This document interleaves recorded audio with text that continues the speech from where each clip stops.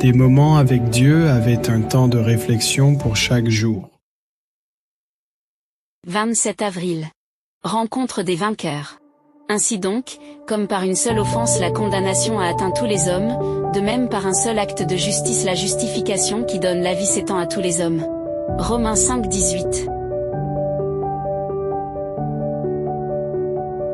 Y a-t-il une personne que de mort t'ait enlevé que tu aimerais revoir?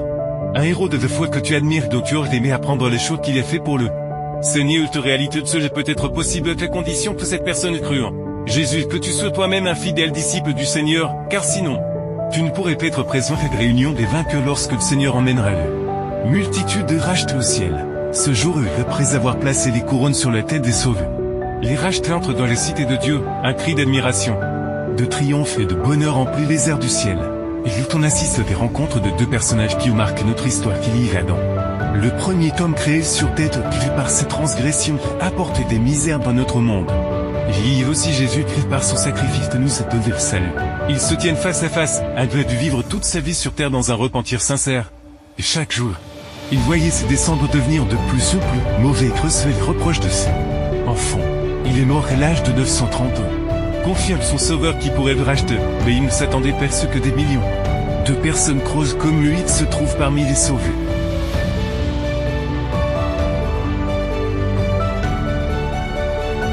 Le Fils de Dieu se tient debout, les bras tendus, pour accueillir le Père de notre race, l'être qu'il a créé, qui a péché contre son Créateur, et à cause duquel le Seigneur porte les marques de la crucifixion.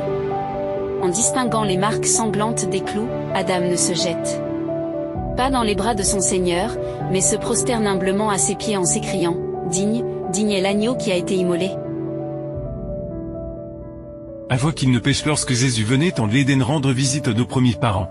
Ceux-ci se précipitent dans ses bras comme des enfants vers leurs parents, mais le ciel Adam se prosterne devant lui car il reconnaît les douleurs qui lui causent un péchant. Mais Jésus lui relève la tête et invite à contempler l'Éden qu'il depuis de nombreux siècles est gardé par les anges de Dieu. Il est désormais bien plus beau qu'à l'époque où il vivait sur terre. Et grâce au sacrifice de Jésus, Adam peut retrouver sa gloire d'entrer jouir à nouveau de l'Éden, mais ce n'est pas tout. Le Sauveur le conduit vers l'arbre de vie et lui propose d'en manger les fruits. Alors Adam regarde autour de lui, derrière lui voit une multitude d'hommes et de femmes. Qui sont ses descendants et qui sont eux aussi sauvés? Son cœur se brise devant le Sauveur. Il voit les résultats de la grande œuvre de salut qui n'est pas seulement profité de lui, mais aussi de ses enfants. Il ne peut alors plus rester debout de sa genouille devant Jésus. Retire le couronne de sa tête et le jette à ses pieds. Quelle journée glorieuse pour le Sauveur. Tu peux y être si aujourd'hui tu écoutes sa voix et lui donnes ton cœur, le siècle. L'arbre de vie et l'éternité peuvent être à toi. Viens simplement vers Jésus aujourd'hui. Tout qu'il est encore temps. Amen.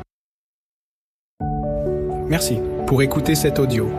Nous vous invitons à partager avec votre. Contactez et visitez le site web. biblewell.com